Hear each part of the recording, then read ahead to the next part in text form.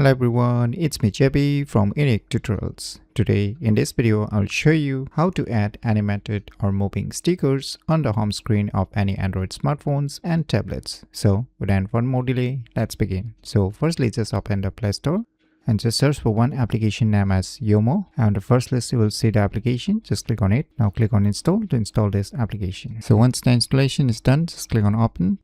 On opening, it will ask you some permission. Just click on continue. Click on open settings.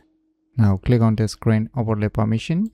Just turn on this Yomo option. Move back. Once again, click on this green notification permission. Click on allow. Once again, click on this back button. Now you'll see here tons of pre-included stickers. So some are animated, some are non-animated. So whichever stickers you want to use, you can use it. So let me select this fox. Just click on it. Now click on this play button. You can see on the above, one animated fox character is walking on the top side of my screen. As you can see here, just click on it again. Now you will see here settings option.